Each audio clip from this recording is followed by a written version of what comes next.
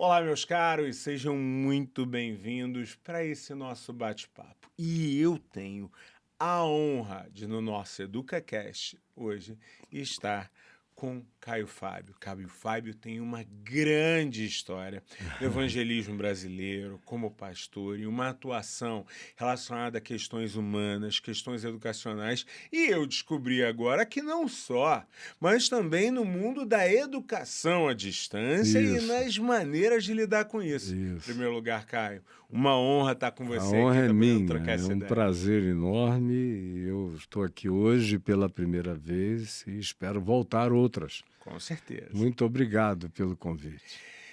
Eu quero saber que história é essa, porque hoje, dentro do mundo digital, a gente vê podcast, aí eu ouço o pessoal Ah, brincar, olha, os rádios já tinham antigamente é, sistemas de é, conversa ali.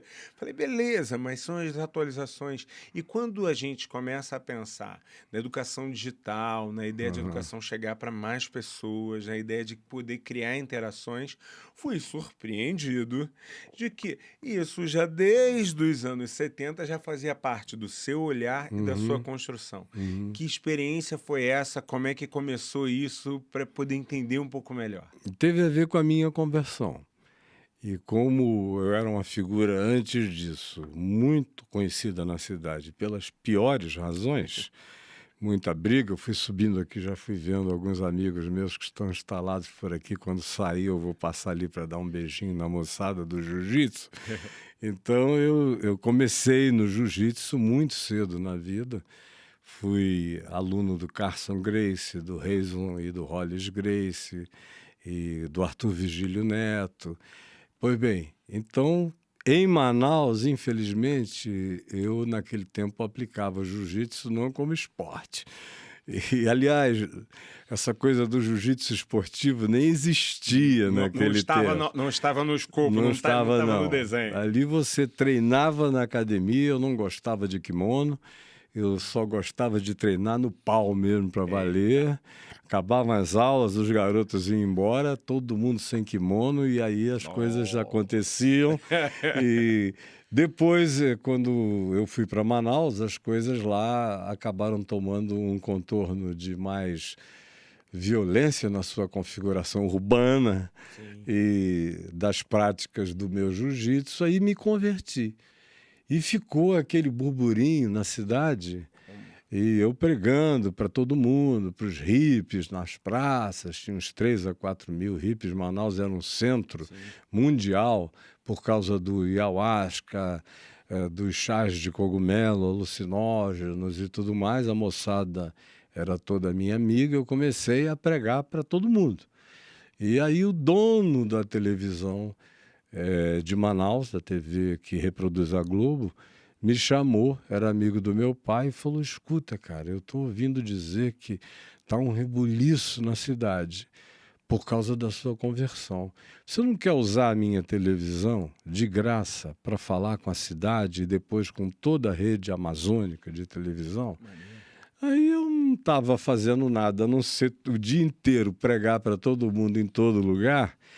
E havia centenas de gente do movimento hippie morando na igreja presbiteriana que vivia vazia. Eu enchi de maluco lá.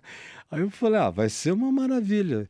Ele quer começar domingo que vem? Eu digo, quero. Não tinha TV a cores lá no Amazonas, eram todas aquelas lapadas grandes de fita de gravação. Quando chegou o Matic, parecia que era uma Uau! invasão da modernidade, e câmeras menores. As anteriores eram imensas, em plena ditadura militar, um período difícil. Então, eu nunca dei a mínima para os meus conteúdos, eu sempre falei tudo que eu cria e vivi com as consequências. Nunca me autocensurei em nenhuma perspectiva. E também não fui molestado, embora eu tenha dito coisas que os meus amigos se arrepiavam, dizendo: você é louco, cara, de falar isso, os homens estão aí e tal.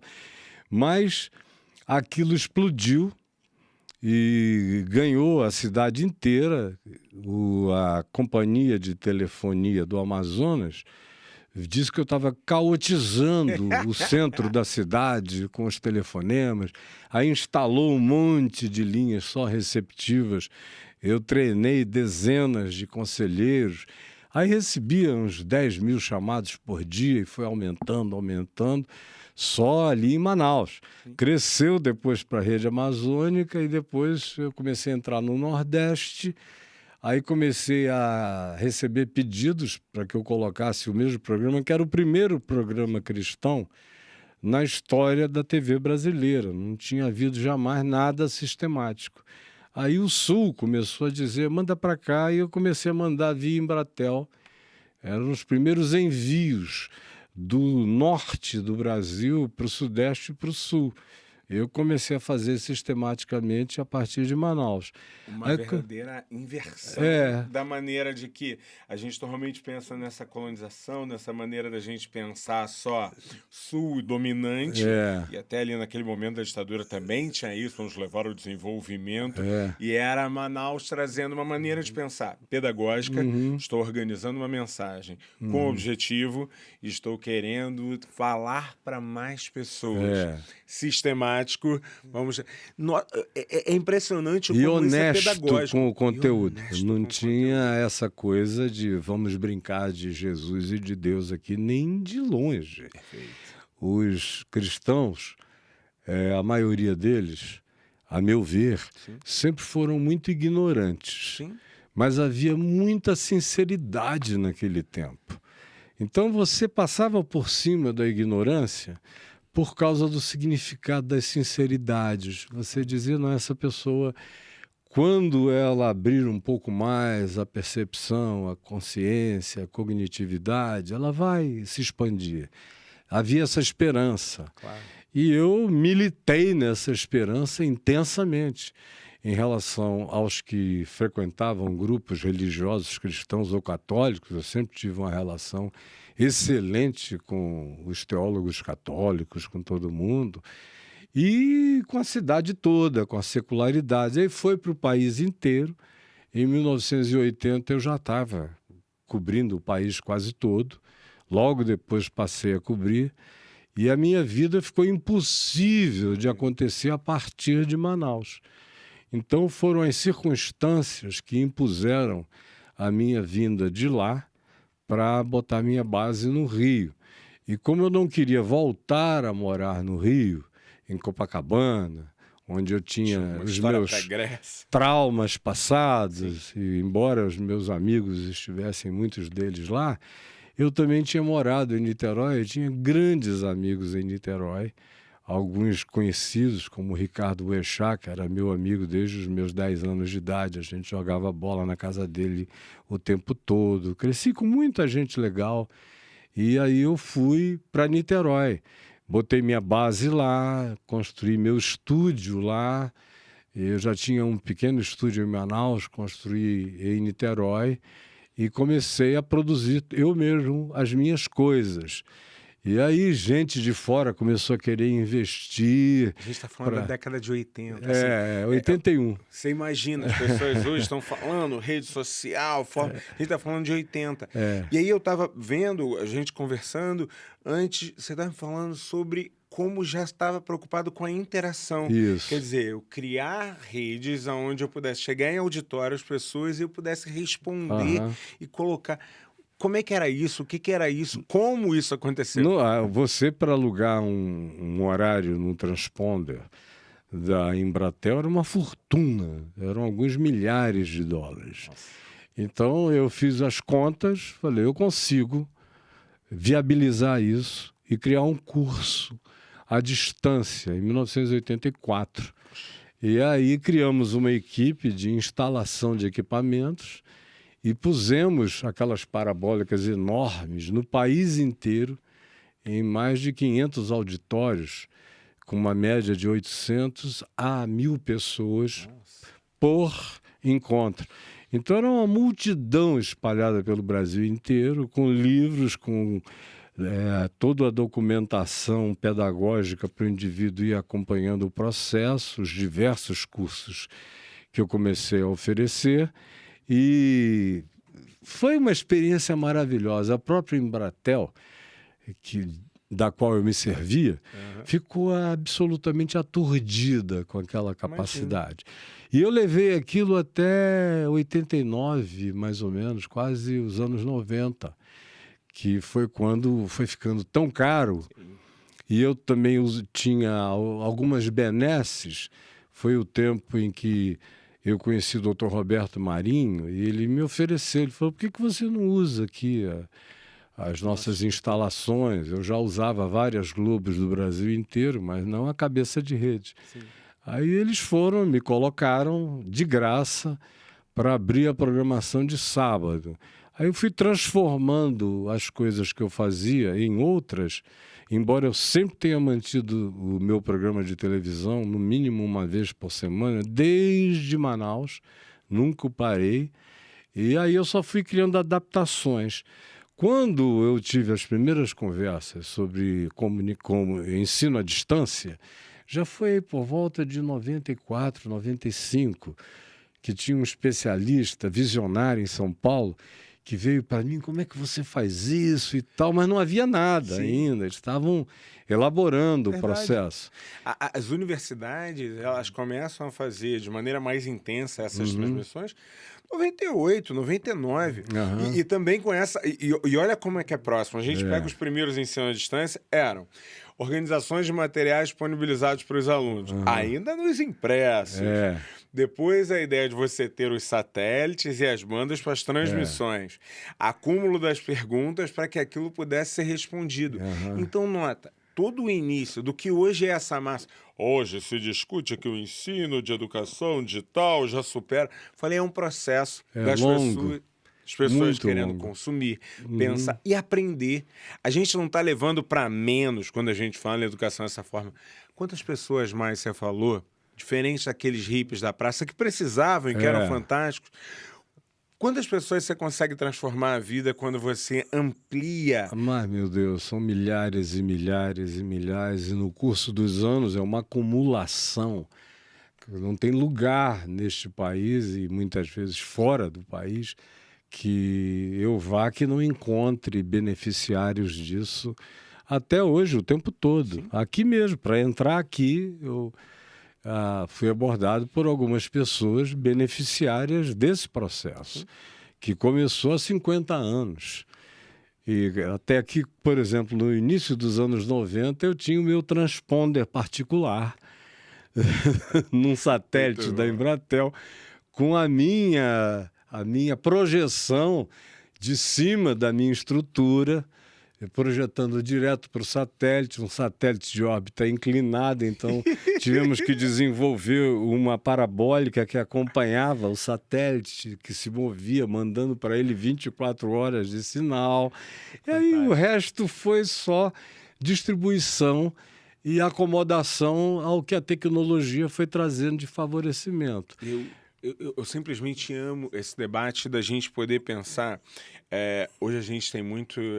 hoje não. Como medievalista e historiador de história de muito tempo, o discurso de fim do mundo, para diversas tradições, ele é algo recorrente. E hoje o novo fim do mundo só muda os motivos. Não, a tecnologia vai acabar com tudo. Eu falei, olha, gente, a gente já não anda bem assim, então, há muito tempo. E aí, quando você pega qualquer elemento novo e transforma em algo que você pode fazer algo bom, algo positivo, algo transformador, eu acho que tem que ser um pouco essa a nossa busca. Sempre que aparece uma nova forma de comunicação, uma nova rede, por exemplo, qual é o problema da gente ter o canal e tá na rede social e tá colocando... Se tem tanta coisa ruim colocada ali, a gente abre esse discurso. Você colocou uma coisa que eu queria já pegar um gancho para a gente ir num outro sentido agora, mas que eu acho muito importante. O cristão, ele normalmente tem uma fragilidade, uma construção, e muitas vezes ele é tido como ignorante. Eu adoro a palavra ignorante, porque ignorante a gente acha que é xingamento, ignorante significa que você ignora... cara que não tem gnoses, que não tem conhecimento. Não é assim como um agnóstico, não é nada negativo, é um cara honesto que diz, bom, se o assunto é esse, eu não tenho conhecimento dele. Se o tema é Deus, eu nunca conheci Deus, ou eu não creio que o que eu tenha sabido sobre Deus seja alguma coisa que tenha me impactado ao ponto de eu dizer que tenho esse conhecimento. Então não tem nada demais no agnosticismo ou mesmo na ignorância, exceto a ignorância deliberada, quando é negacionismo, é a ignorância ideologizada, que a gente teve pós-doutorado nela, agora, até recentemente. Com certeza. Então, e eu creio, pegando o que você tinha dito como historiador, a minha visão de história, a partir do livro do Apocalipse, é a seguinte: a minha leitura do Apocalipse me fez projetar um olhar histórico que responde completamente ao que você falou sobre essa recorrência, que é crescente, porque a leitura do Apocalipse nos mostra que a história anda numa espécie de espiral linear contínua no espaço-tempo.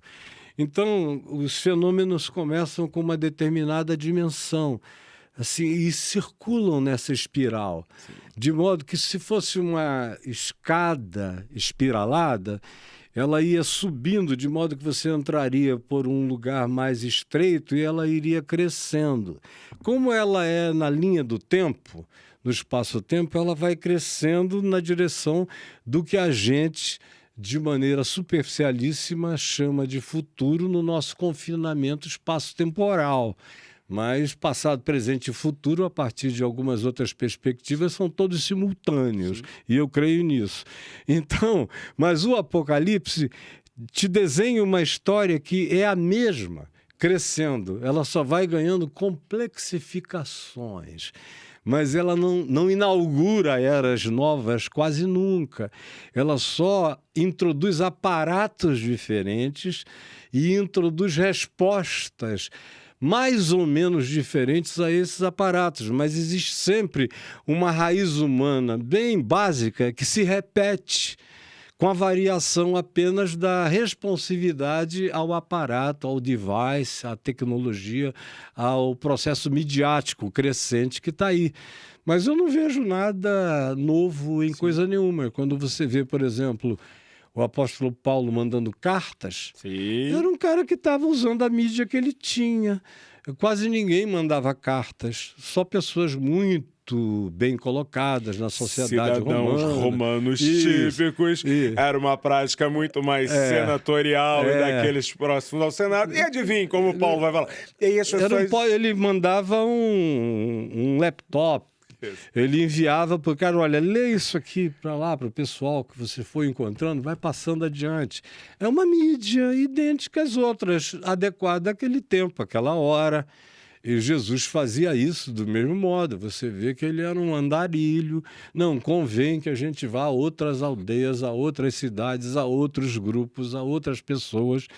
E o evangelho tem a ver com essa mobilidade de comunicação com pessoas. Não no nível em que as pessoas veem hoje, que é um esmagamento manipulativo, horroroso, vergonhoso, que me dá asco até, mas guardadas as devidas qualidades relacionadas ao significado genuíno da mensagem de Jesus, ela nunca foi diferente, ela sempre se utilizou dos recursos. Era como aquela história de ir para o mar, morar no Mar da Galileia e ficar de barco para lá, de barco para cá, atravessa para lá, atravessa para cá e tudo. Ou falar de dentro do barco para a multidão, para depois virar e já ir para outro grupo do outro lado. Então, são comunicações, são só mídias e meios distintos. E eu nunca vi de outro modo e continuo me atualizando, de modo que, por exemplo, a primeira televisão on streaming no Brasil, 24 horas no ar por dia, eu botei no ar há muitos anos atrás, há muitos anos, quando não tinha nem Orkut.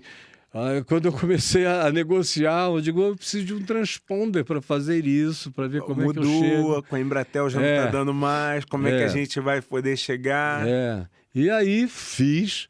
Até que chegou um ponto em que as plataformas estavam oferecendo gratuitamente lives e tudo mais. E se você quiser ficar no ar 24 horas no ar, no YouTube da vida, você fica no seu próprio streaming. É só uma questão de ter tempo. Com certeza. Eu mantive o meu, só diminuí, eu tinha 20 bases de retransmissão espalhadas pelo mundo todo, de Israel a Oceania, a todos os lugares, para qualquer pessoa da Terra poder me pegar com nitidez naquele tempo. Aí eu fui vendo o processo em si e se sofisticando. O espiralado do processo. E aí fui, como eu já tinha feito antes, inaugurado coisas que depois foram se tornando mais comuns. Eu entrei no processo do comum para baratear os meus custos. Quando as plataformas começaram a disponibilizar isso, eu falei, bom, não vamos gastar dinheiro à toa. Vamos nos concentrar no que nos é oferecido. Olá, plataformas, estamos aqui para utilizar. É isso.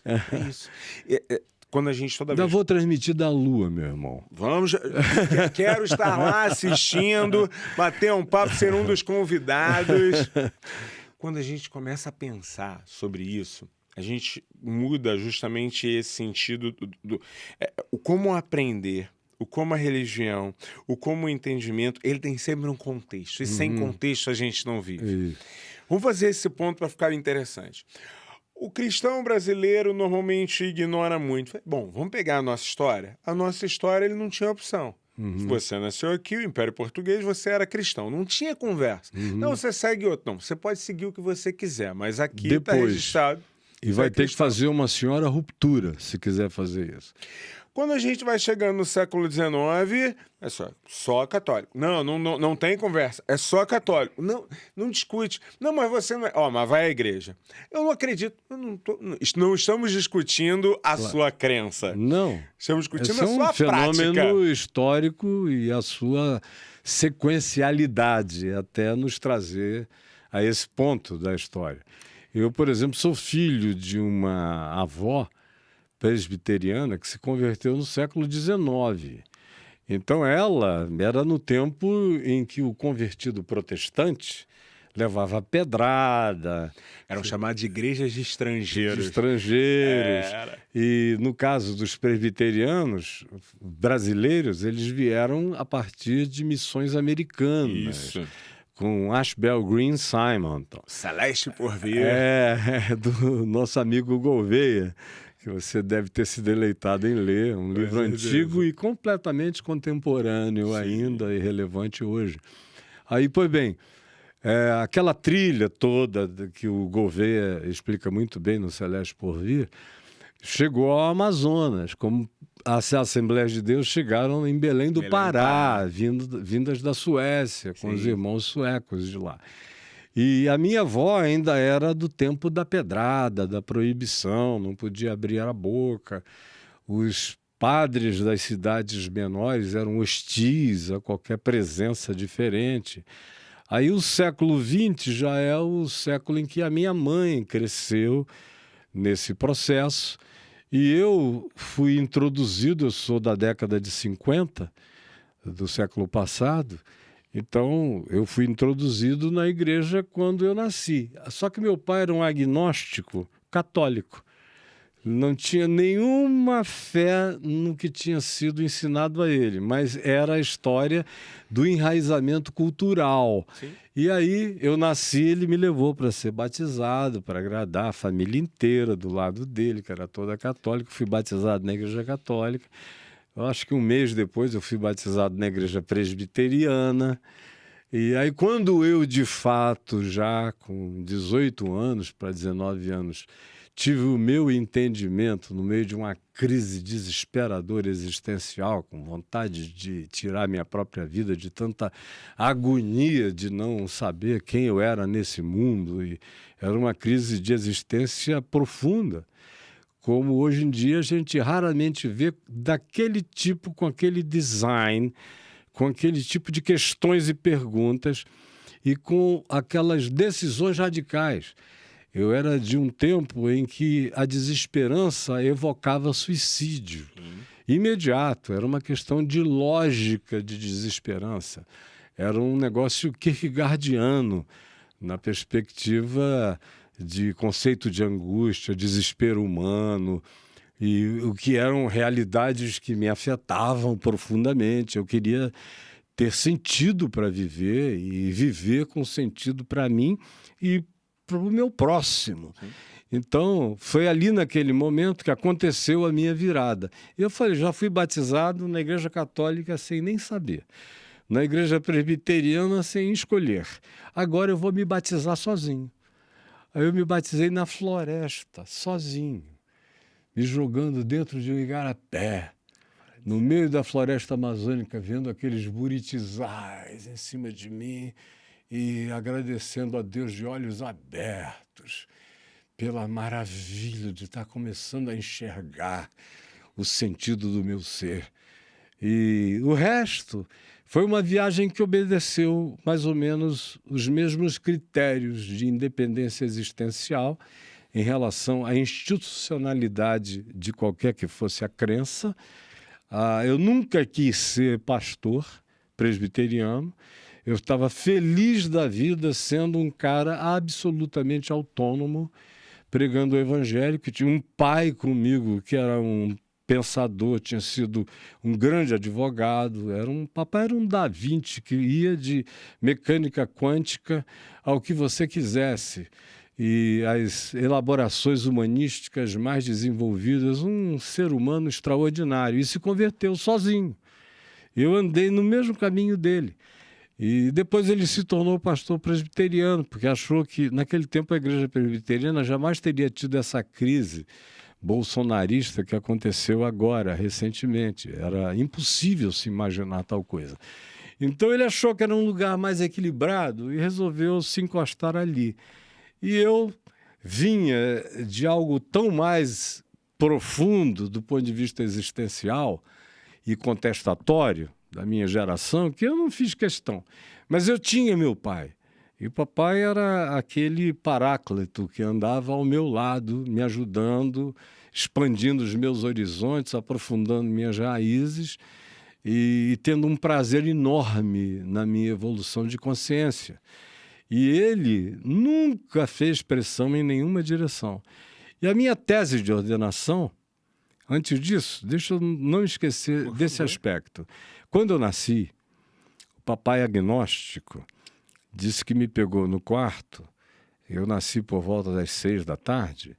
Ele me pegou no quarto, me deram lá uma limpada e me deixaram apresentável no quarto. E ele me pegou sozinho no quarto, olhou para cima, me levantou e falou, eu não sei se há Deus, mas se houver Deus, esse aqui é um agnóstico humilde, não sei se há Deus, mas se houver Deus, eu ofereço esse meu filho ao Deus que é. E não peço que ele seja religioso, mas eu peço que ele carregue uma mensagem de Deus para o mundo. Então é isso. Se há, é dele. Se não há, que seja o ser humano mais humano que ele possa ser, porque papai praticava a religião da humanidade. Era o conceito mais profundo lá de casa, era ser humano ou não ser humano, ou ser pouco humano, ou desumano, ou anti-humano. Esse era o valor. O único dogma é seja humano. E aí, seja Deus quem seja, você vai ter uma relação espontânea com ele, porque não há nada mais próximo de Deus do que a mais genuína humanidade. Então, eu cresci sabendo disso. Foi por isso que eu me batizei sozinho.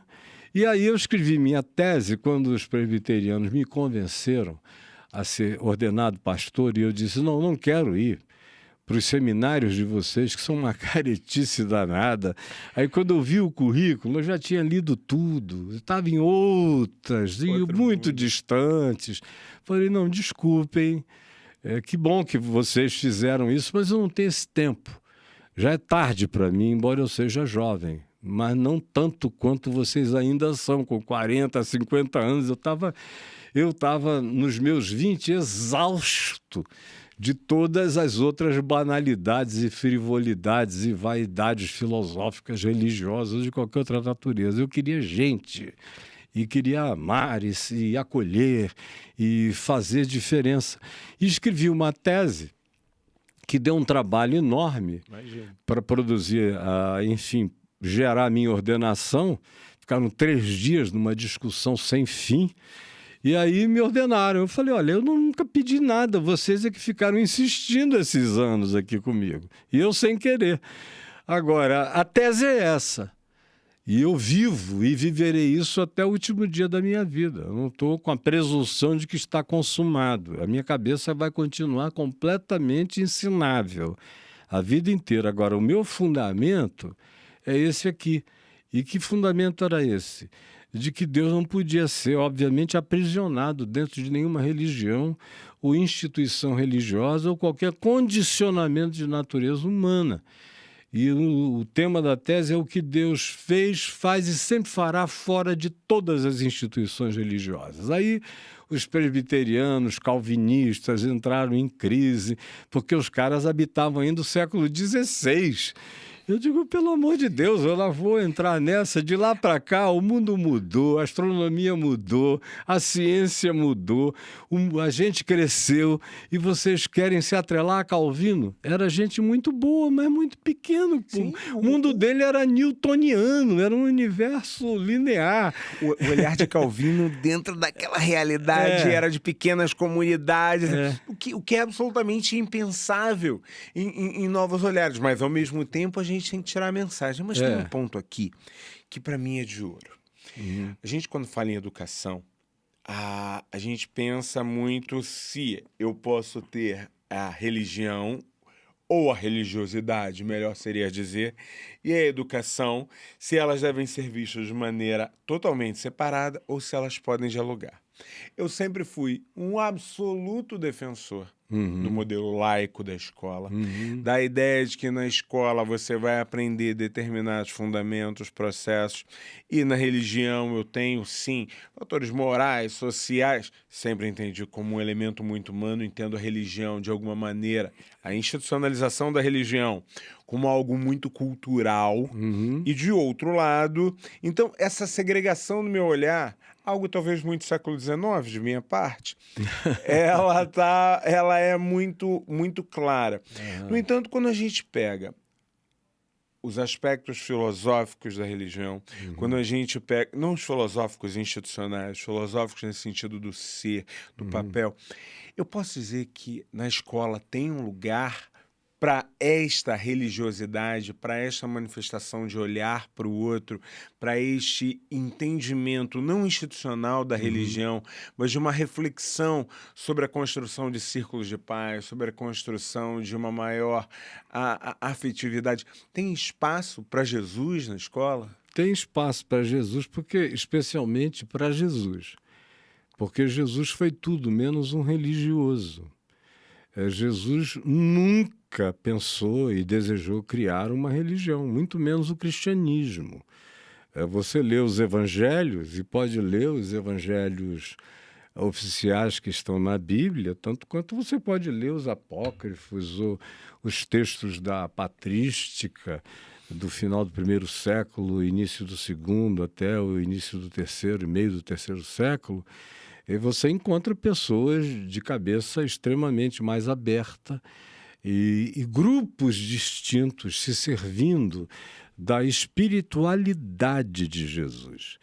Então, Jesus ensinou um caminho espiritual, ele não ensinou um caminho religioso. A religião matou Jesus.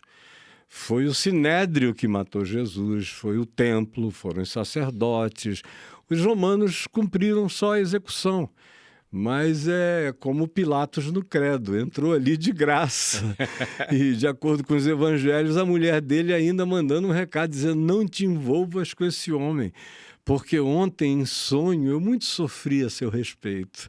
E Pilatos não quis, o que eu não vejo crime algum, não fez nada, cara. Isso é só um problema interno, umbilical. Roma não tem nada a ver com isso. Então, a religião é que foi a executora de Jesus, como a religião continua a ser a executora de Jesus de geração em geração. Ele executa o Cristo possível em cada geração. A reatualização de Jesus, que não é uma reinvenção, mas é uma reatualização de acordo com o crescimento do entendimento humano. De geração em geração, a gente vê a inesgotabilidade de Jesus. Então, Jesus, e eu não estou falando de nada vinculado ao cristianismo, nem a Constantino no quarto século, nem nada disso. O pai do cristianismo é o imperador Constantino, e o que dali se seguiu. Até ali você tinha o evangelho, você tinha a manifestação mais original possível e leve do que fosse uma espiritualidade de Jesus, com as suas variedades e diversificações de acordo com os grupos. Então você tinha os grupos gnósticos, com as variedades que o gnosticismo apresentava no primeiro, no segundo século. Você tinha outros grupos, alguns judaicos. Você tem uma sinagoga, por exemplo, em Magdala, e lá em Israel, que foi recentemente detectado que cristãos e judeus se reuniam juntos para cultuar na Galiléia, em Magdala, na cidade de Maria Madalena, desde 8 anos depois da ressurreição de Jesus. Havia cristãos e judeus se reunindo no mesmo lugar 8 anos depois. O que também é uma cacetada naquela pseudo-relativização da historicidade ou não de Jesus. Quer dizer, não dá para fazer um mito em 8 anos dessa forma, os caras sentarem juntos para cultuarem no lugar onde Jesus viveu, fez tudo. Era só chegar e dizer, não, eu estava vivo, não houve nada disso aqui. Não, estavam lá juntos, cultuando. Sim. Então, para a espiritualidade do Evangelho, tem lugar dentro do ateísmo. Eu estou cheio de seguidores ateus que amam o que ouvem de mim todos os dias, e eles continuam a se confessar ateus apenas porque eles não querem se tornar religiosos. Aí eu digo, mas isso é a maior tolice, porque você está falando com o cara mais irreligioso que você já conheceu. Porque para cada argumento antirreligioso que você tenha, pode ter certeza que eu tenho milhares a acrescentar. Então, se tem alguém ateu de religião aqui, sou eu, não é você, meu amigo ateu. Eu tenho todas as razões para ser muito mais visceralmente antitético em relação ao dogmatismo religioso do que você, como ateu, como agnóstico, porque eu sou de dentro. Eu sou um ente intestino desse processo. Eu sei como essa coisa toda é e nunca criei nisso desde o início. Por isso, eu me batizei sozinho, porque já tinha tido intervenção demais e continuei com o mínimo de intervenção possível. Eu não creio em religião. Não creio no lugar da religião em escola nenhuma. Acho que o Estado laico, na sua laicidade, ele tem a sua melhor virtude. E se é um Estado laico e, portanto, também democrático, mais razão ainda para não ter nenhum tipo de segmentação religiosa. O que eu creio é que há lugar, e precisa haver lugar em todos os ambientes humanos, é para a espiritualidade. Porque a espiritualidade, a gente está falando, se você fala de amor, você está falando de Jesus. Se você fala de Jesus, verdadeiramente, você está falando de vínculos humanos. Uma coisa retroalimenta a outra. A única religião possível mencionada nos evangelhos e depois no Novo Testamento é essa nossa aqui. Nós estamos em pleno estado religioso, de eu me encontrando com Deus em ti. A única possibilidade de religião é religação humana, porque o próprio evangelho me determina que eu ame a Deus, imponderável, absurdo, invisível, inacessível, indisponível aos critérios científicos, filosóficos, teológicos, tudo isso, de tal maneira que seria filosófica e cientificamente correto eu afirmar, como eu afirmo sempre há muitos anos, que Deus não existe. Do ponto de vista filosófico, do ponto de vista científico, essa é uma guerrinha idiota. Para mim sempre foi uma guerra boba, mais para babaca do que para boba. Eu nunca entrei nesse negócio. E eu sei que eu tenho o congraçamento de Cristo em relação ao que eu estou dizendo aqui. Agora, eu sou mandado a amar a Deus em ti, a amar a Deus no próximo, a amar a Deus no amigo, a amar a Deus até no inimigo, porque esse amor não tem nada a ver com romance relacional, não é um amor filéu, não é um amor fraterno, é um amor agapau, aquele amor grego sublime que Jesus diz, ama até o inimigo, ame até quem persegue você. Isso não romantiza ninguém, só um doente que, pois, eu adoro esse cara que bate em mim todo dia. Não é o caso. Agora, eu consigo amar, porque eu consigo enxergar a idiotice, eu consigo enxergar a limitação dele, eu consigo me colocar no lugar da ignorância dele, ou da incapacidade dele, ou da imbecilidade sistemática ou até cognitiva do sujeito, e ser misericordioso, tratá-lo de modo adequado. Às vezes a gente tem que encarar e ser veemente para poder amar. Então, eu fiquei a minha vida inteira batendo em muita coisa, cheio de amor. Quem olhava de fora dizia, mas escuta, como é que um cara que ensina amor enfrenta as coisas que você enfrenta? Eu digo, por causa do amor.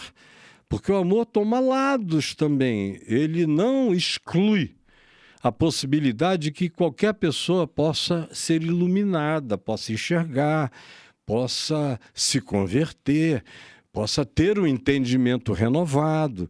Eu sou um ente de esperança, até em relação ao meu inimigo, o adversário mais contumaz, mais contundente. Isso é um problema dele. Ele é que tem essa limitação, não é a minha. Eu tenho posições, mas eu não tenho ferramentas que me proíbam de ser misericordioso, generoso e de me relacionar nessa religação, no religare, de onde vem a ideia de religião. Ela nunca foi aplicada em relação a Deus. Só o equívoco semântico é que o aplicou a Deus. Porque o conceito do Evangelho é Deus é inatingível, Deus é que te alcança. Por isso, Deus pode não existir para mim, porque eu existo para Ele. Sim. Deus não existe, Ele é. Quando eu era capelão, por exemplo, já fiz e já vivi muitas vidas, mas eu, quando era também capelão de Bangu 1, na década de 90, no auge de Bangu 1, Escadinha, Gregório Gordo, o professor, Celcinho da Vila Vintém, aquela moçada toda chorava no meu ombro e tudo mais. Então, um dia eu ia toda terça e quinta lá. E tinha um cara que nunca vinha para os nossos ajuntamentos. 3 alas eram do Comando Vermelho, uma era do 3º Comando, eu ia para todas elas. E tinha um cara chamado Russão, alto, e que era um dos maiores estelionatários do Brasil naquele tempo. Quando eu lancei a campanha do desarmamento em 94 com o Betinho, aqui no Rio, e os traficantes começaram a dar ordem para as comunidades entregarem armas como gestos de boa vontade a mim, aí eu entregava e tal. Eu recebi mais de 500 armas, AR-15, fuzis de todo tipo. O pessoal nem acreditava que aquilo estava acontecendo. Aí eu falei, Russão, chega aí, meu irmão. Ele falou, reverendo, eu quero fazer a minha participação. Ele veio com um papel e uma caneta na mão, falou, tá aqui, eu deponho as armas. E me entregou. Aí eu falei, por quê? Ele falou, porque com isso aqui eu vendo o pão de açúcar, eu vendo o corcovado, eu faço qualquer coisa, eu falsifico qualquer negócio com papel e um lápis ou uma caneta. Então eu vivi armado disso. Toma, é a minha contribuição. Agora, com relação a Deus, ele falou, eu não venho para a reunião, reverendo, é porque eu não creio em Deus. Eu falei, que diferença isso faz, cara? Faz diferença nenhuma. A única coisa que importa é que Deus crê em ti. Então, chega, meu irmão, e não fica procurando Deus, porque atrapalha. Deixa que Deus te acha. Quanto mais tranquilo, ou como diz a música, eu não me lembro de que grupo, não é? Deus, o acaso vai me proteger enquanto eu andar distraído. Esse acaso é um artifício semântico para a inexplicabilidade do que está para além da nossa semântica ou vocalização. E quem disse o acaso é aquele negócio que eu não sei a causa, é um acaso. Mas está aí, eu detecto os efeitos. Então vem. E, a partir disso, eu posso afirmar que foi desse modo que eu vivi a vida inteira e vivo até o dia de hoje. Deus não existe, Ele é. Agora, você se encontra com Ele tanto mais quanto você se abre para o seu próximo. Fica quase natural. Amar ao próximo vai fazer você, de repente, começar a experimentar Deus de uma maneira que a religião coíbe, impede, porque ela dogmatiza e separa. E esse olhar desdogmatiza tudo e cria uma confluência, um ajuntamento de vínculo humano que se basta pela própria admissão da humanidade um do outro, não importando a qualidade dessa humanidade que eu enxergue no outro. A existência de Deus está na plena possibilidade de você perceber a existência do outro. Claro. E não na possibilidade de você imaginar dentro do seu egoísmo, dentro da sua vontade. E da sua presunção. Da sua presunção. Eu vou entender Deus. No momento em que o pleno puder ser entendido pelo sujeito, temos um problema aqui. Você não consegue, a partir dessa lógica, compreender nem esse universinho básico de bilhões de galáxias e tal, mas que trabalha ainda na linearidade do espaço-tempo e que é só um universo cheio de milhares de bilhões de galáxias e estrelas, mas ainda é uma coisa limitada. E nós, no mais avançado da nossa ciência, ainda estamos mudando de teoria, de início de tudo. Agora o Big Bang está em plena relativização, não é? E as teorias ainda vão mudar demais. De modo que até para aquilo que é a criação mais explícita, acessível ao nosso olhar humano e científico, ainda muito parcos, muito limitados, a gente não entende. Aí o cara quer entender aquele em quem todas as coisas existem. E ele próprio não existe para a detecção de nenhuma natureza filosófica, científica. A mecânica quântica é uma boa metáfora dessa realidade para além, mas é ainda só uma metáfora. Com certeza. Ela não é a coisa em si. Como eu vejo alguns tentando fazer da mecânica quântica a coisa em si. Eu digo, não, cara, é uma metáfora. A gente só chegou mais perto do que é inexplicável. Perfeito. Mas estamos longe da coisa em si, que só é acessável pela fé. Isso é igual as pessoas acreditam, por conta dos seus livros de química, que um átomo é uma bolinha no meio com assim, olha, aquilo ali foi uma representação e nenhum átomo é assim. Não, é assim. Eu peguei sobre a BNCC do ensino religioso, que ela é justamente... Eu vou entrar agora nesse outro aspecto. Por que ela é tão inaplicável? Mas ela, na prática, ela fala assim, Base Nacional Comum Curricular, criada ali numa discussão pelo MEC, tem críticas, não tem. É feito por conta de uma ação na justiça, porque 88, a Constituição Cidadã garante isso como direito. Mas aí olha bem como aparece. O que os alunos têm que ter como suas competências a serem desenvolvidos? Seus temas a serem trabalhados. Imanência, transcendência, identidade e alteridade, práticas espirituais, reconhecer práticas espirituais diferentes, ritualísticas diferentes, reconhecer. Não fala em praticar ou reproduzir, compreender a construção. A diversidade, né? Exatamente. E aí a gente pega sobre a filosofia de vida. E aí esse é o ponto que a gente pega. Teoricamente, eu tenho então uma formação que deveria ser humanística, valorosa na construção do outro, construindo círculo de paz. No entanto, quando eu pego as leis orgânicas, vamos ver o mundo real, o que nós temos? Somente algumas religiões institucionais podem indicar se aquela pessoa tem a formação suficiente para poder atuar. Por exemplo, se você é um pastor, se você tem uma formação que foi dada dentro daquele corpo, ou se teve a formação dentro da Igreja Católica. Nenhuma outra religião, por exemplo, de base afro-brasileira tem os seus certificados, as suas estruturas reconhecidas desse processo. Eu tenho uma crise perigosa com a institucionalização. Somos dois. Eu acho isso absolutamente patético, ridículo. E você privilegia os 3 grupos monoteístas mais poderosos da Terra. Eu, particularmente, nunca gostei dessa ideia de ensino religioso nas escolas. Eu fiquei feliz quando isso foi abolido nos Estados Unidos. E o pessoal, os crentes americanos, meu Deus, estão tirando os fundamentos da nossa república, do nosso país, do Manifest Destiny, lá dos Estados Unidos, que é um país construído em cima daquela ideia de que ele era o novo Israel, para inaugurar uma nova era no mundo. Por isso essa ufania cristã toda que se espalhou para todo o planeta sempre houve.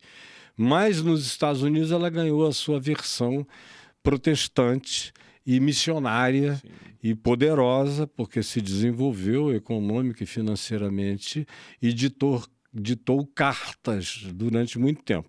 E dita ainda. Mas, quando houve a abolição do ensino religioso nas escolas americanas, eu fiquei muito feliz. Falei, se é evangelho que esse pessoal gostaria de compartilhar, então não pode ter essa imposição religiosa nos fundamentos da educação humana na escola. Se é evangelho, ele é transmissível não por um livro. Essa coisa, a meu ver, da dogmatização dos livros, são as religiões dos livros as mais perniciosas. Seja o judaísmo da Torá e dos livros religiosos, o cristianismo judaico-cristão, com o Velho e Novo Testamento, ou o islamismo com a fusão dos 2 anteriores numa perspectiva de um autor único. Mas são esses dogmatismos advindos desses grupos os que mais problematizam a história do Ocidente da Terra e das nossas guerras e de tudo mais. De modo que eu não vejo onde que isso possa melhorar a humanidade. A humanidade melhora cada vez que você irreligiogiza os processos mentais, você desdogmatiza e você cria como dogma a compreensão, a atenção no próximo, a não diferenciação independente de castas, grupos, crenças ou qualquer outra coisa. Ou seja, é nesse sentido que Jesus nunca coube nem caberá em religião nenhuma, porque o ensino dele assambarca todas essas coisas e inverte todos os nossos polos, especialmente os da religião. Por isso é que o cristianismo, na minha opinião, é o pior inimigo que o evangelho de Jesus já teve na sequência da história humana. E continua a ser. Você veja a quantidade de gente que está chocada no nosso país, por exemplo, com os crentes.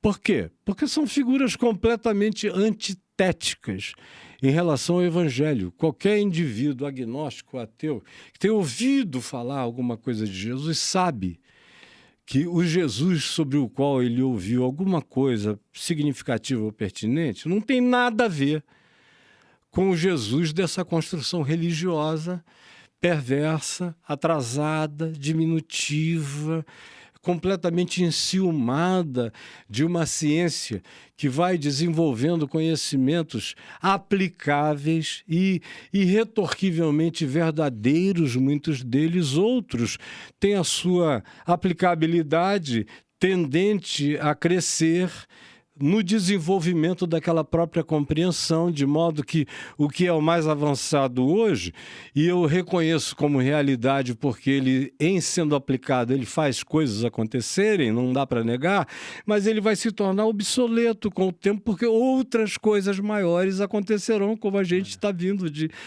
do ensino à distância A gente começou assim e veja onde está. Sim. E o que acontece no mundo quando essas coisas se desenvolvem. Esse é o ponto que eu amo como historiador e que me move muito como historiador. Eu falo para as pessoas, tudo deve ser interpretado à luz de um contexto. Aquilo que for institucionalizado, materializado, que for gerado uma explicação, é discurso, não é verdade. Não. É discurso. Então, por exemplo, quando eu estou no século XIX e estou numa sociedade altamente escravista, eu vou dar um jeito de justificar com a religião e com as diversas o escravismo.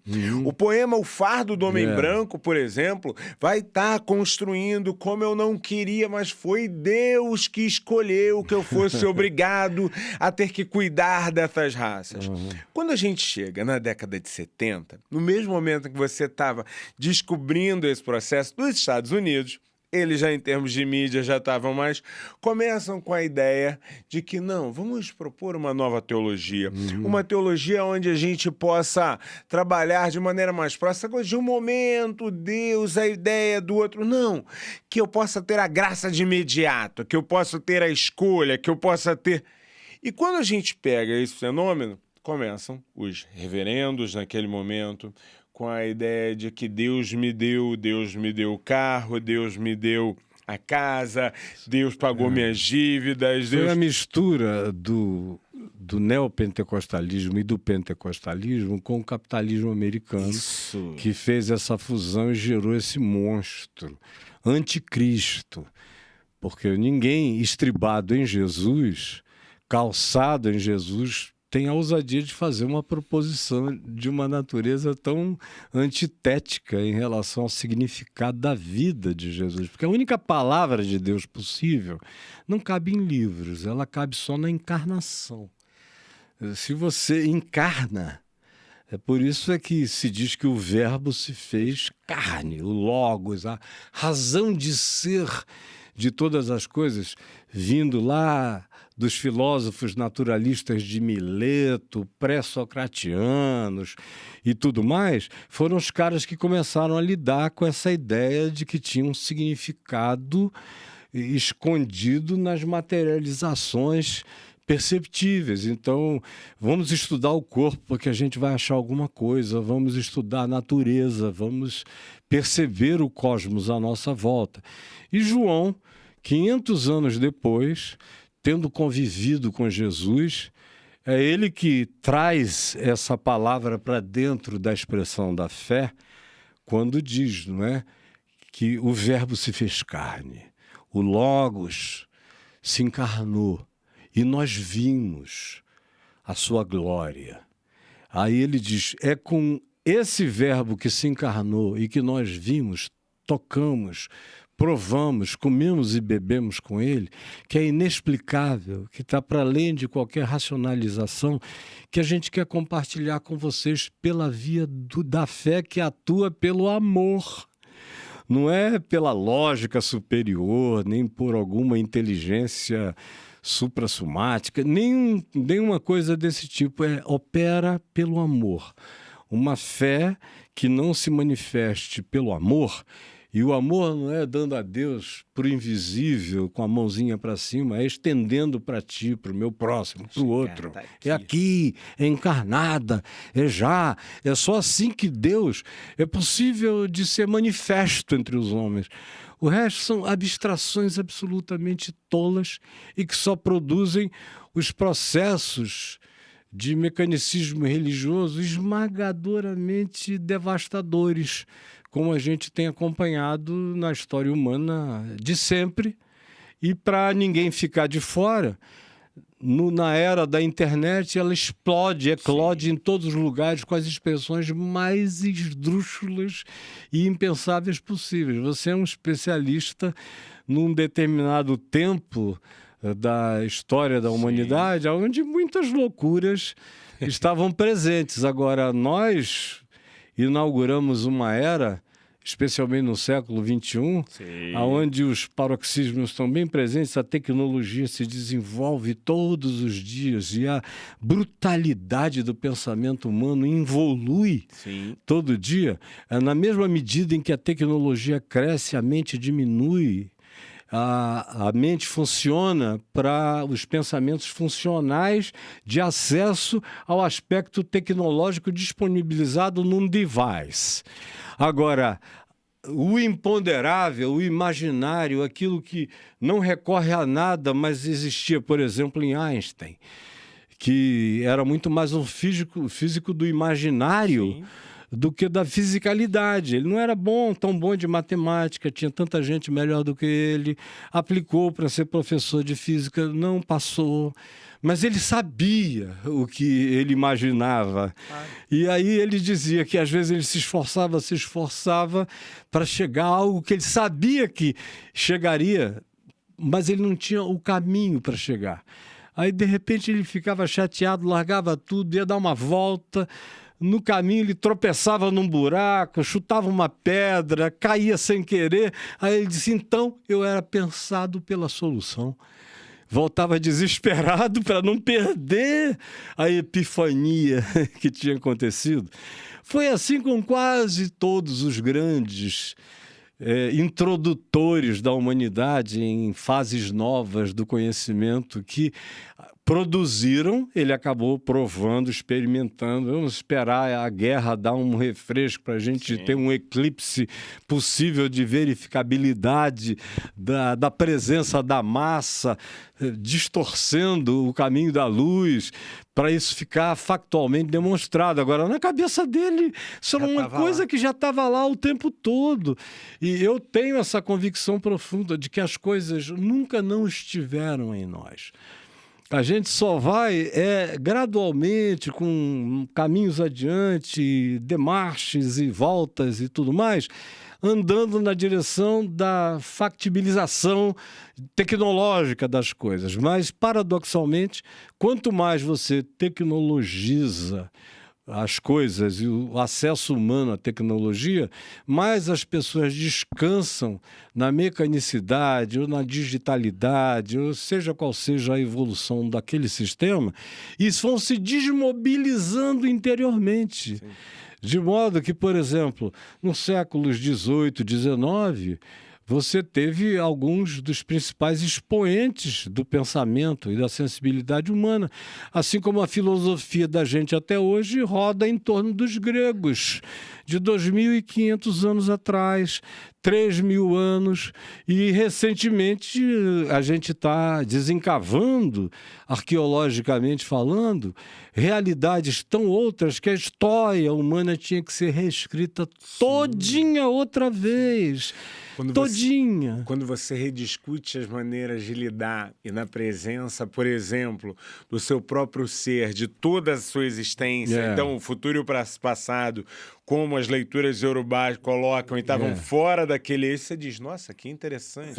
Quando você começa a pensar, por exemplo, nessa integração que o Krenak coloca muito bem entre essa diversidade de povos indígenas, aonde a montanha sou tão eu quanto a montanha, e a gente está nessa integralidade, há uma mudança de perspectiva, de uma ideia de um Deus neoplatônico, né, de um Deus a ser buscado, a ser alcançado, a estar em marcha, para a presença de um Deus cada vez mais entendido nessas potencialidades de olhar o outro. A gente fala muito nas escolas hoje. Imanências emanantes. Porque, por exemplo, na década de 70, já havia estudos da União Soviética que tinham sido feitos nos anos 60, que davam conta daquilo que está começando a se tornar só agora mais óbvio para as mentes um pouco mais instruídas, que é o seguinte fato: eles colocaram eletrodos em árvores e davam ordens para o indivíduo ir com um machado ou uma foice com a intenção deliberada de golpear a árvore. Isso eu estou falando lá de trás, anos 60, depois da guerra, fim dos anos 50, início dos anos 60. E aí eles viam que a árvore emitia uma vibração gritante.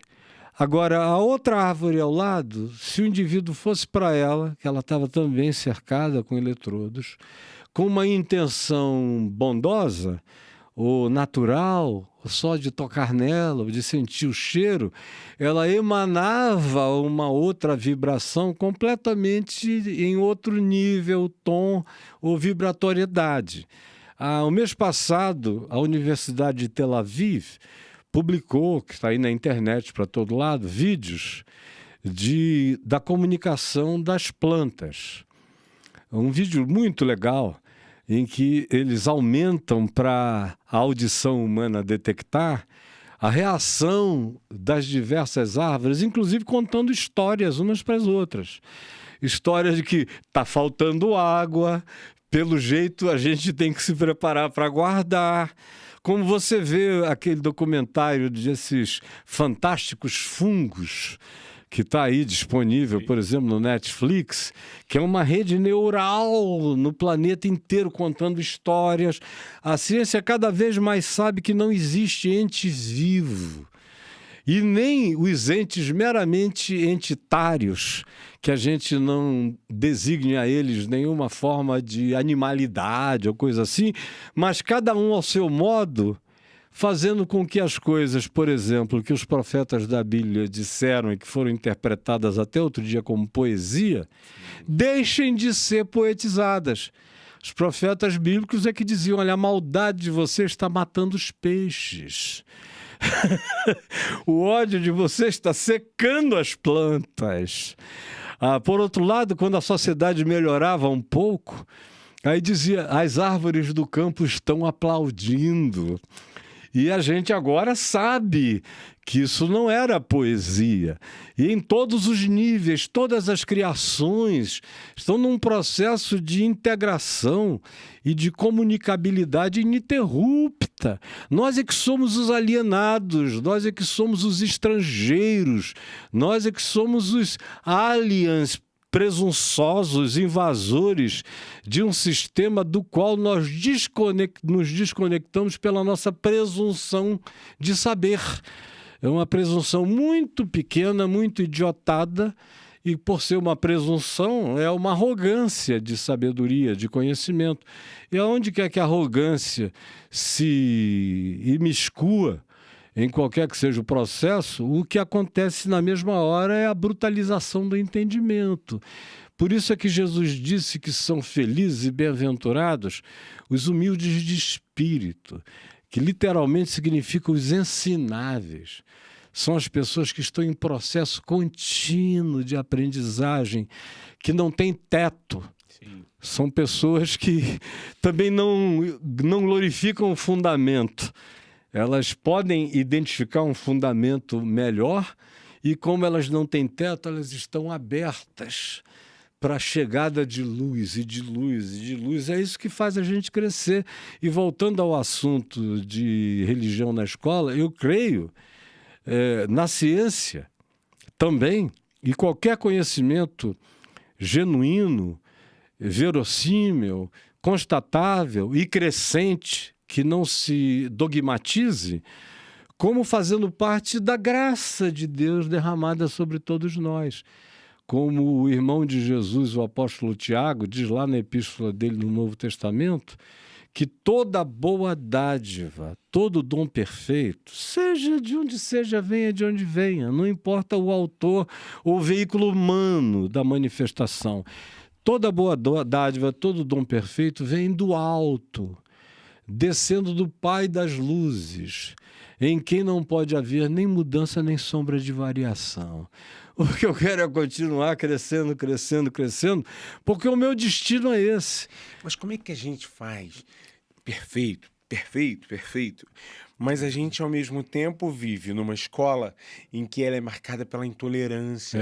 É uma escola onde crianças, por exemplo, que utilizam uma roupa diferente ou um colar de contas ou uma manifestação religiosa A, B ou C, de diversos, a intolerância não tem...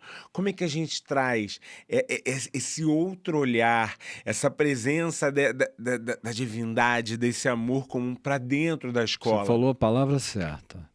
E eu creio que não existe possibilidade ou chance alguma para a humanidade sem espiritualidade. Não religião. Religião divide, constrói muros, abisma. Ela mata, acaba com a pangeia do conhecimento, da troca e tudo isso.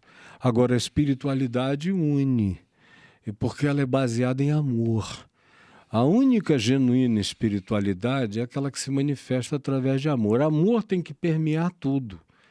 Tem que permear a pesquisa científica, tem que permear a pesquisa humana, sociológica, antropológica, de qualquer natureza. Tem que estar presente nas nossas psicologias, não importando as redes, as correntes, como Jung, que, a meu ver, a vantagem que eu atribuo a ele sobre Freud é que ele não botou um teto, não fechou uma caixinha. Ele ficou aberto. Símbolo vai embora. Vai embora. Essa arquetipia tem variações de natureza eterna. Então a gente tem que se abrir para isso. E o grande conselho era esse: olha, quando você encontrar com uma pessoa, se desvista de todo esse aparato de suposto conhecimento da alma do outro, porque você só vai ter alguma chance de chegar no outro como ser humano, com amor, com acolhimento e com a conferência, com o atribuir de liberdade total para ele ser quem é na relação contigo. Aí você tem alguma chance de trazer alguma contribuição de natureza terapêutica, se for pela via do humano, e só do humano, e do amor. Eu creio que um Estado laico tem que ensinar como consciência de cidadania essa relação de amor, de tolerância, de compaixão, de misericórdia, e o dogma que tem que habitar o Estado laico é o dogma do amor tolerante, onde a expressão do outro é facultada, cada um tem a faculdade da expressão da sua própria, e nós vivemos numa sociedade que vota e estabelece a vitória da média ponderada. É até aí que a gente pode ir. O que passar disso aí é ditatorialidade. Então, aquele papo de que todos nós temos essa presença infernal na gente, precisamos controlar esse inferno, a teoria de que o homem, se não é controlado ou não tem a religião, a institucionalidade para conter os seus desejos, nós seremos tendentes ao mal. Quanto mais legislação comportamental, mais a antítese daquela legislação vai se manifestar contundente e expandidamente na vida daquele que é o objeto da coibição, da proibição e do confinamento. Então isso está presente na história da humanidade desde sempre. As sociedades mais livres produziram menos males do que as sociedades que ditaram comportamentos. Quanto mais você dita comportamentos, especialmente em nome de Deus, não pode haver nada mais satânico do que você não admitir a identidade do outro em nome de Deus, em cima de dogmas que foram desenvolvidos por seres humanos e só por seres humanos. Porque o único dogma de Jesus, por exemplo, era ama ao teu próximo como a ti mesmo. Era o único dogma. Ele acabou com tudo aquilo e reduziu tudo a isso. Aí, quanto menos disso, pior eu fico. Quanto mais se impõe Todavia, em nome de Deus, a presunção dos mandamentos e dos absolutos que eu tenho que viver e impor sobre o resto da sociedade para que a sociedade melhore, mais eu a estrago, mais eu a pioro e mais eu a adoeço na presunção de estabelecer esse suposto bem. Por isso o cristianismo é um fracasso total. O cristianismo, se alguém tem algum conhecimento da própria história do cristianismo, silencia. Porque você vai dizer o quê? Que o cristianismo é luz do mundo? Que o cristianismo é sal da terra, que dá gosto à humanidade? Nunca deu. Foi o desgosto da espontaneidade humana, da arte humana, da cultura humana, da criatividade humana. Aí oprime a sociedade, piora extremamente, as guerras se estabelecem, os ódios se transformam nos dogmas do olhar dos diferentes em relação ao outro, e a gente vai se piorando. Quando há uma pequena distendida nisso, e que, em geral, a religião diz que foi um tempo de fracasso, foi um tempo onde houve um distensionamento, você vê que a ciência evolui, aí vem renascença, vem iluminismo, vem qualquer outra coisa que melhora a consciência humana. Agora a gente está num processo de sanfonamento muito pesado, de polarizações horrorosas. E a religião, crescendo pela via da ignorância multiplicada e espalhada. Ignorância provocada, direcionada, instigada, dogmatizada, infernizada. E inferno é um outro tema. Quanto mais inferno, mais infernal é a existência do infernador, do outro. E a infelicidade humana aumenta enormemente.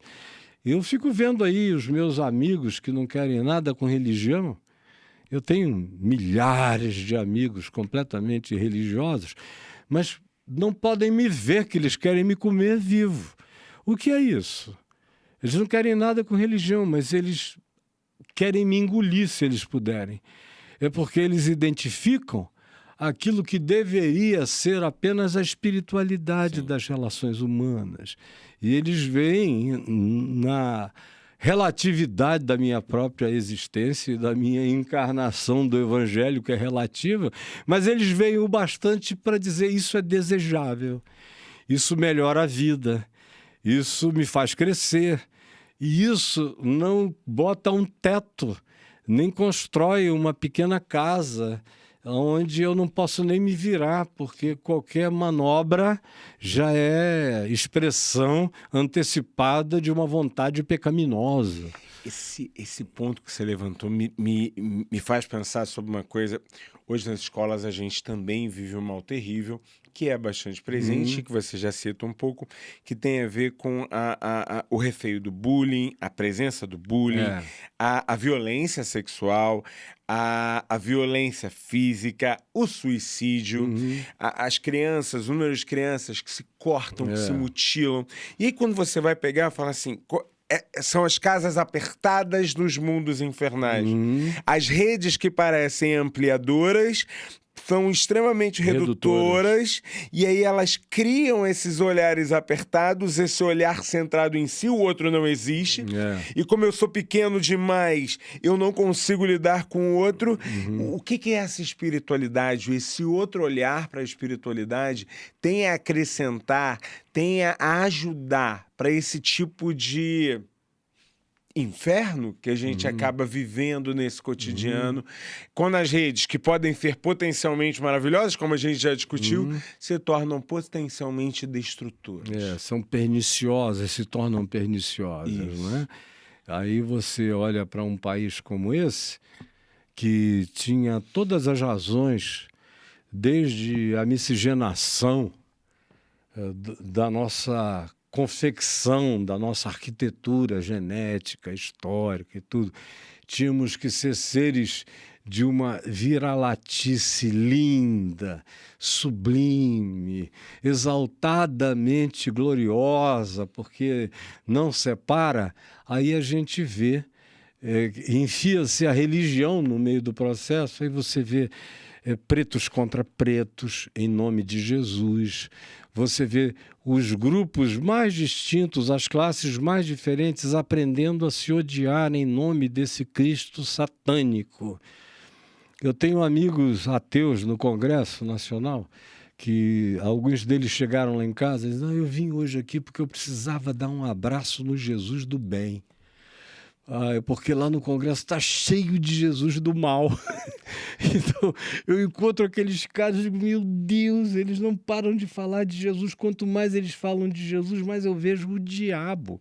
Eu estou começando a crer que o diabo existe mesmo por causa deles, de quem eles se tornaram. Então, eu não vejo qualquer contribuição que possa ser trazida para o futuro e para o melhoramento da espécie humana que decorra desses pressupostos de natureza religiosa e dessas práticas. Acho que a gente vai conseguir crescer se a gente conseguir sair dessas molduras tão pequenas, desses aquários diminutos, se nós formos tirados do aquário e formos expostos à grandeza oceânica dessa espiritualidade que o Evangelho propõe em Jesus. Porque Jesus é muito doido, cara, quando ele é morto pela religião e diz para os religiosos mais importantes dos dias dele algo impensável. Os caras ali tirando onda de grandeza, superioridade, isso e aquilo, acusavam Jesus de tudo. Esse é um suicida, é um samaritano doido, é um maluco. O rei, a busca de ser o rei. Esse sujeito é um narcisista sem jeito, enfim, incurável. Aí vem Jesus e diz a eles: em verdade eu vos digo que muitos publicanos, que era o grande traidor, era o não patriota, sim, daqueles dias que cobrava impostos para os romanos e era odiado pelos judeus. Aí Jesus, olha as figuras que Jesus usa para ilustrar o Evangelho na maior positividade. Em verdade eu vos digo que muitos publicanos, pecadores, meretrizes, vos precedem no reino dos céus. Aí vai dormir com esse barulho. Aí muda tudo, começa a inverter tudo. Quando esse olhar entra em você, o mundo muda à tua volta. E você mencionou todo esse desencontro existencial que eu próprio experimentei imensamente nos anos 60. E os anos 60, para mim, foram anos de agonia, de vontade de morrer. E o primeiro ano dos anos 70 também foi um ano que eu digo: não, eu não passo desse ano. Não dá para... Onde eu vou encontrar recurso existencial para ter prazer de viver? Se eu comia todo mundo... Eu perdi a virgindade com 5 anos de idade. Quando a babá do meu irmão, que ela tinha 15 e era gostosa, começou a ver que eu era um bichinho sexual. Desde 2 anos e meio que eu ia para debaixo das mesas para ficar sentindo o cheiro de perna e de muco de mulheres lá nas reuniões da minha mãe. Você, como mulher cheira bem. Criança, 2 anos e meio, 3 anos e meio, você podia entrar igual um cachorrinho, entrar embaixo de qualquer mesa. Aí as calcinhas, os cheirinhos. Aí essa moça de 15 anos, amazonense, uma genuína amazônida, e as amazonenses sempre foram muito proativas sexualmente, começou a me pegar, foi me introduzindo no barato. Foram 2 anos de treino, todo dia, toda noite com ela, até que descobriram, e eu chorei desesperadamente. Aí, com aquela precocidade sexual, e em outras áreas também, eu fui me desenvolvendo. Quando eu cheguei jovem, a um determinado momento da vida, eu já estava de saco cheio. Eu já fui ginecologista de todas as formas e ambientes e vaginais e de alegrias e de belezas e de tudo mais. Eu estava cansado, não tinha mais nada que me emulasse. e nem as propostas filosóficas. Eu estava de saco cheio, entrei na náusea mesmo sartriana, aquela angústia de existir, de ser, quando o Evangelho me alcançou e fez essa revolução.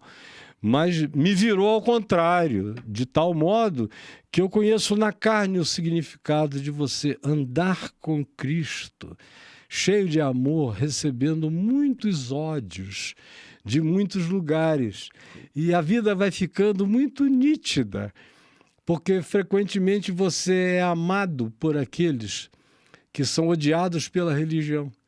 E você é odiado pela religião que fala no nome de Jesus e que é contrária ao espírito do Evangelho e que você pratica por causa de Jesus, e por causa de Jesus você é tão odiado pela religião quanto Jesus o foi, a ponto de ter sido morto. Então, eu não creio que religião traga nenhuma forma de solução para o convívio humano. Ela tem a receita da separação, da guerra e da morte. Agora, um mundo, quanto menos religioso nesse sentido ele se tornar, e mais espiritual, ele se torna espiritual na admissão do convívio com o diferente, com o diverso. E aí eu dou muitas graças a Deus pelo contexto, pela circunstância. Essa história toda tem um contexto. Eu sou neto de um homem para quem o dogma era a humanidade, era ser humano. Meu pai, que era agnóstico, o dogma para ele era ser humano. Eu cresci ouvindo aquilo. Não, ele é humano, é um homem humano. E... Não era homem com H maiúsculo, não era homem... Era... As doenças sociais foram ficando para valorizar o princípio da própria humanidade da coisa. Esse era o dogma da minha casa. E do lado do meu pai. Aí o que acontece? Eu vi e experimentei, provei em mim mesmo, como viver o Evangelho com base em Jesus coloca você numa rota de antagonismo que você não busca em relação à religião o tempo todo. Ou seja, você repete a história de Jesus em cada nova geração quando você, de fato, vive o Evangelho. Os que supostamente são os da bandeira que deveriam te acolher são os que vão te destruir, como o Evangelho de João diz. Ele veio para os que eram seus e os seus não o receberam. Mas a todos quantos o receberam, deu-lhes o poder de serem feitos filhos de Deus. Então, quanto mais você anda nessa direção de compreensão, eu ia falar e vou falar do contexto, você se serve do contexto. Por exemplo, eu nasci ao lado de um primo gay, que já nasceu gay. Ele era quase 3 anos mais velho do que eu, mas eu me lembro que eu fui crescendo. Nós morávamos no mesmo quintal, num casarão enorme da família e tal. E ele, com 1 ano e meio, 2 anos, os meus pais dizem que ele já botava todos os saltos altos da minha tia, que ia trabalhar no tribunal, e ele ficava de salto alto. Quando eu me dei conta disso, eu já devia ter uns 2 anos. E eu disse, puxa vida, o meu primo é uma garotinha muito bonitinha. E ele era meio apaixonado por mim. E de vez em quando ele me dava umas cantadas, quando eu estava aí com uns 5 anos de idade. Ele vinha com aquela bunda bonita. Você não quer, não? Só que eu já gostava de mulher desde que eu nasci. Eu disse, não, cara, a gente é muito irmão, muito amigo, eu não estou afim. Mas não é nada com você. Tem a ver comigo, não contigo. Mas você é meu irmão, a gente não tem diferenciação. Aquele contexto me preparou para o resto da minha vida, aquele convívio. Foi o primo mais chegado que eu tive, até ele morrer há 3 anos, e prematuramente, um cara lindo, maravilhoso.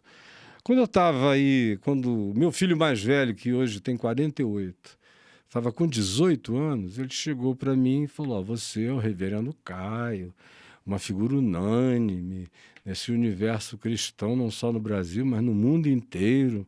É uma das figuras mais respeitadas e tal. E eu não quero te trazer problemas. Eu falei, por que, filho? Você só me traz riqueza.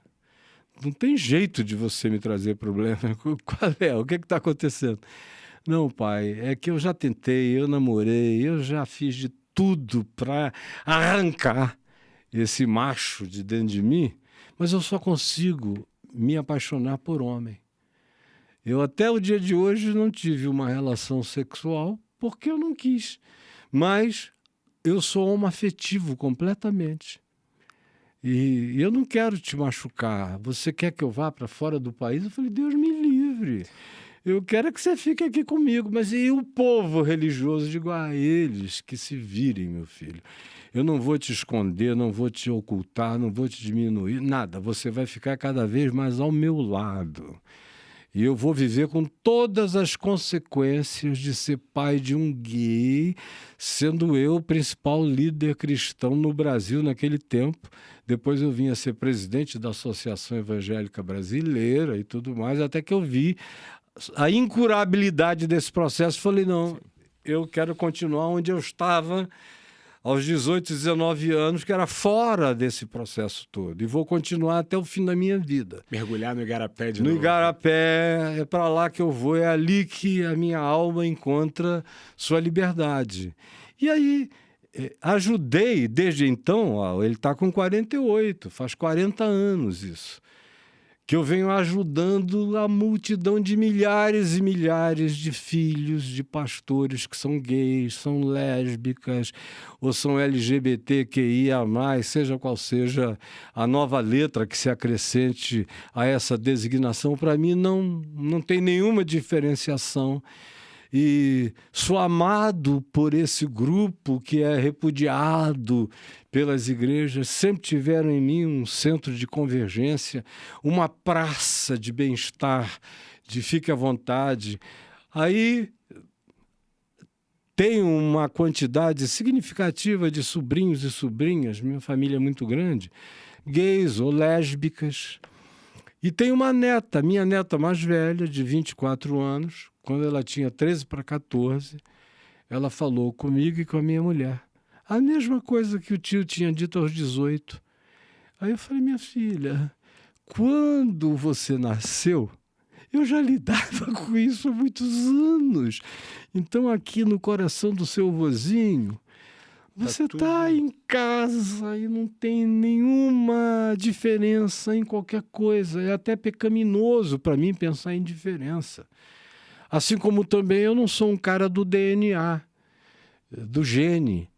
Eu sou um discípulo de Jesus, que tinha irmãos e tinha irmãs, diferentemente do que a tradição católica do século V ou de VI para cá impôs sobre a virgindade de Maria e tal, antes, durante e depois e tal, tirando-lhe a bênção do gozo. Eu estudo Ildefonso de Toledo, que é quem faz o Tratado da Virgindade de Maria, lá no século VII, e ele vai colocar, e vai ser trabalhado e repetido, é um dos tratados mais utilizados, para discutir isso. E a ideia era rediscutir o virgo como pureza, que era o da base anterior, para multiplicar por o virgo no controle da sexualidade, que tem tudo a ver com o controle da sexualidade feminina, tem tudo a ver com o contexto. As pessoas só não conseguem perceber como os contextos sociais utilizam o discurso que é de religiosidade, que é de espiritualidade. Quando você fala assim, eu conto essa história, e eu juro que eu vi. Eu estava em uma determinada via aqui no Rio de Janeiro e estava lá, Passo Ponto, com fiéis. E quer banco, cadeira e crentes. Pois é. E você diz assim, ué... Mas não, dentro daquele contexto, dentro de uma instituição, aquilo funciona exatamente como isso, como o que se propõe ser. A espiritualidade é um processo diferente. Você pode ter, se eu entendi bem a nossa conversa, uma pessoa dentro da instituição que ela está em espiritualidade. Posso, claro, mas eu tenho que ter muito cuidado com as lideranças que transformam essa espiritualidade numa briga política, numa briga de domínio, numa briga... É isso, eu entendi certo a ideia? Completamente. E se você quiser ter acesso, por exemplo, a um texto que eu não sei se você já teve, de um pensador francês chamado Jacques Ellul, que escreveu nos anos 50 a Sociedade Tecnológica, que acabou, que ele é o cara citado por todo mundo que veio depois. Na Terceira Onda, no Sapiens, no Homo Deus. Está tudo cheio de Jacques-Ellul nos anos 50. E ele tem um livro também, uma obra de uns 44 livros densos, que eu me apropriei dele, assim como quem encontra um irmão gêmeo. Eu digo, meu Deus, esse cara é meu irmão. Era isso? Não era nem isso, é isso. Porque eu tinha dentro de mim e encontrei uma contrapartida anterior a mim no espaço-tempo, francesa, isso e aquilo, dizendo as coisas que eu dizia no meu dia a dia ali.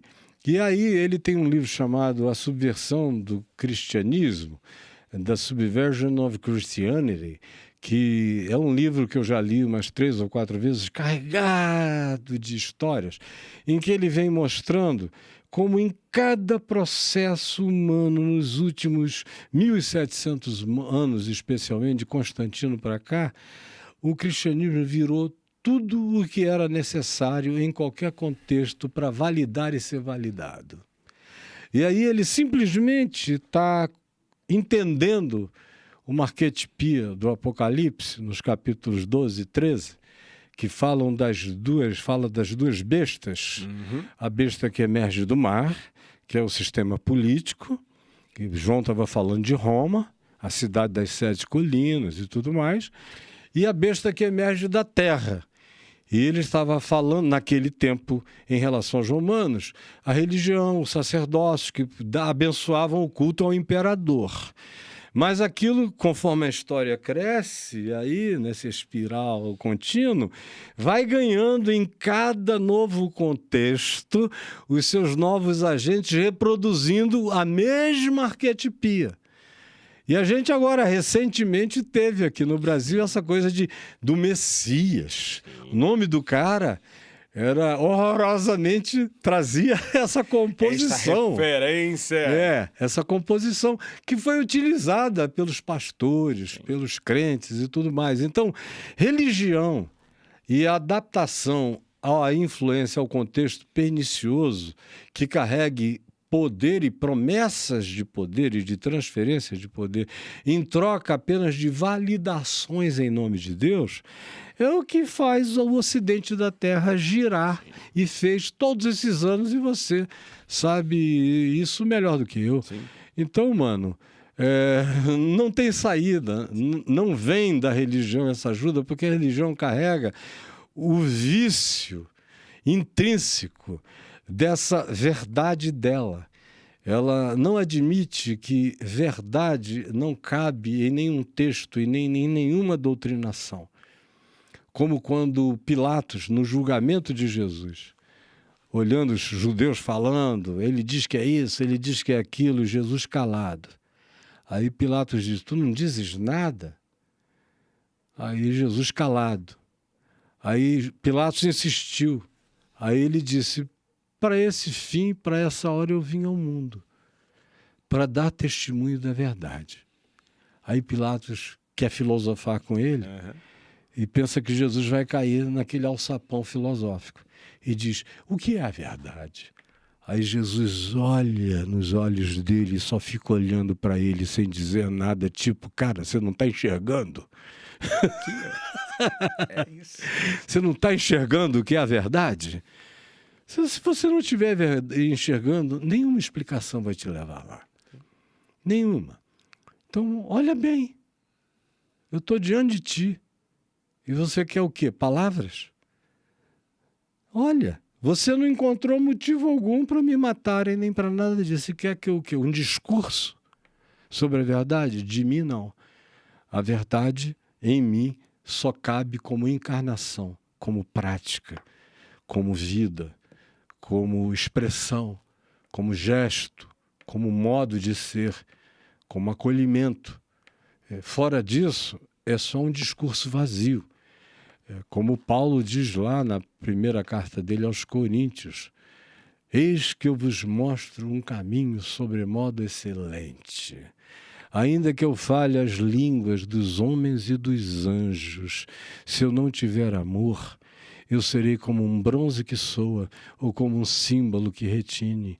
Ainda que eu tenha a fé a ponto de transportar montes, ainda que eu tenha a capacidade de entregar o meu próprio corpo como um mártir para ser queimado, ainda que eu venda todos os meus bens e distribua entre os pobres, ainda que eu tenha toda a ciência, toda a sabedoria, todo o conhecimento, mas se eu não tiver amor, nada disso me aproveitará.